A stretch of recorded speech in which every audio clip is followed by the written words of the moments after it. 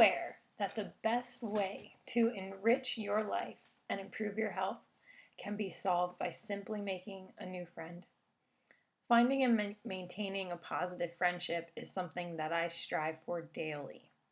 I think that a strong and healthy friendship holds a lot of value in enhancing the quality of life of all of the individuals that are involved.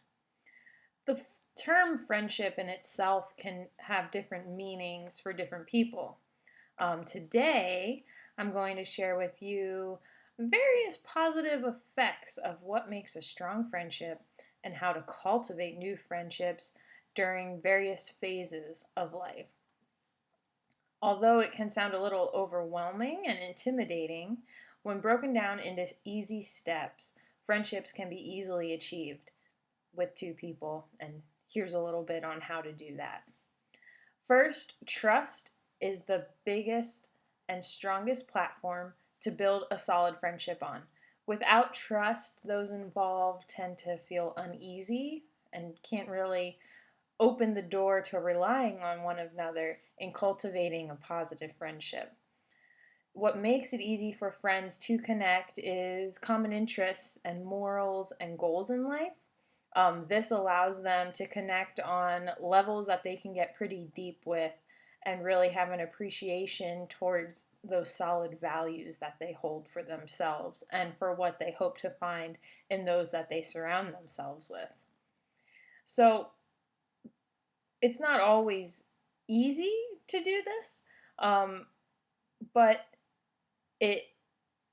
those involved that can share those common goals and morals, the relationship just progresses on a more natural timeline rather than, finding someone you don't always have all those same interests with. It could feel a little forced at times. The experience I have is my best friend and I grew up in agricultural-based families. We both grew up on dairy farms, and it wasn't always easy for me to connect with people in school. Luckily, we met later in school in the beginning of high school, and our friendship just took off immediately. We had a lot of the same understandings of life, being ag kids and dairy kids, working with the cows and everything, those qualities that meant the most to us. It wasn't always easy to connect with other kids that didn't grow up around farms and stuff. So being able to have her and for her to have me, it was just, oh, she is my best friend. We've been friends for years, but it's just really amazing to see how we understand one another and how we handle various situations that we've come across in life. I mean, we've been friends for the past 15 years now, so we've gone through school and college and grad school and now the working field, and it's awesome to have those roots that we can both relate to. And having those roots, it really plays into the quality of our life, and how that is directly affected by the great friendship that we share. So according to Everyday Health, time spent with friends has significant physical and emotional benefits. Being social and regularly connecting with friends and those around you, there have been studies that prove that the body's immune system boosts from the positive energy, and also the positive emotions that are created from engaging with friends can reduce stress, which also is a great natural way to boost the immune system. Feeling positive helps you overcome any internal setbacks or downfalls you might be feeling.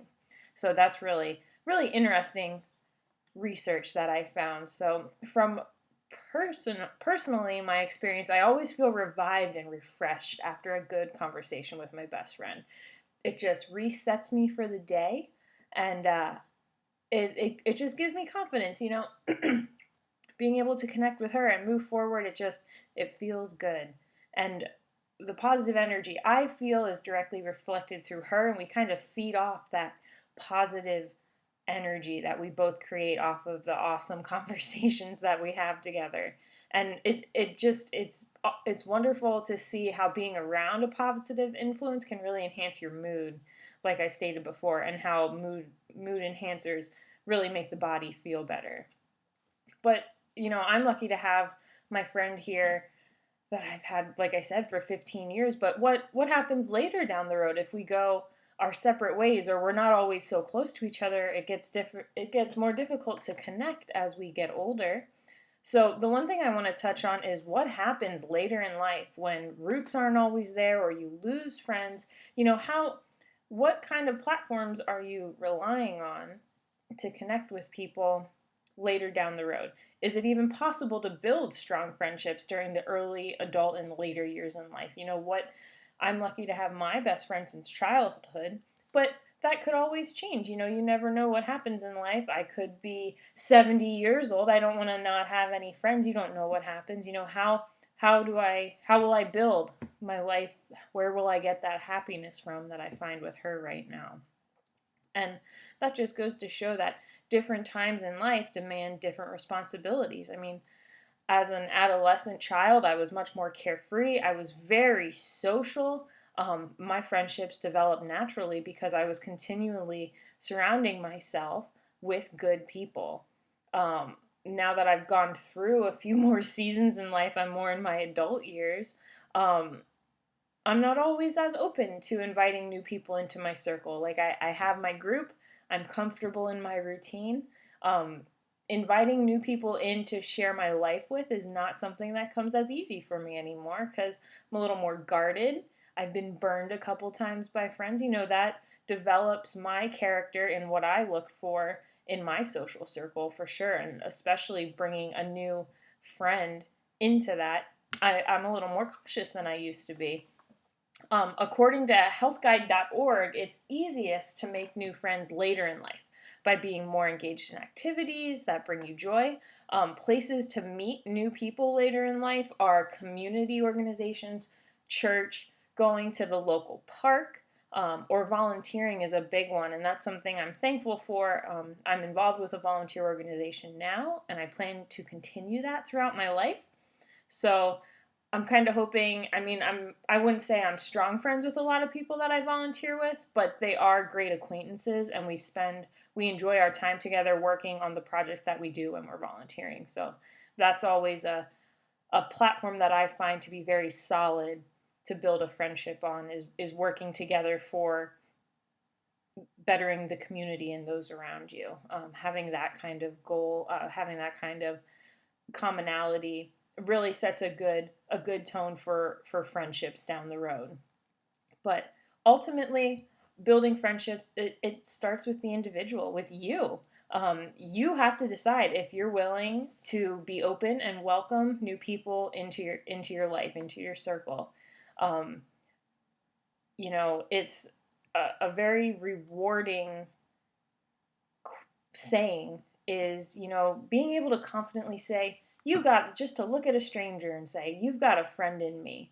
It's a little boisterous, it's a little overwhelming maybe for others, but to be able to have the confidence to put that out there to those others that could be searching for someone, that's a really great quality to have. And we all benefit from various aspects of friendship that can promote our quality of life. So the one thing I'm going to close this with is just not to ever write off a stranger or ignore a stranger. Being open to new relationships in today's world is the first step to making friends and to building a community that may not have existed in before.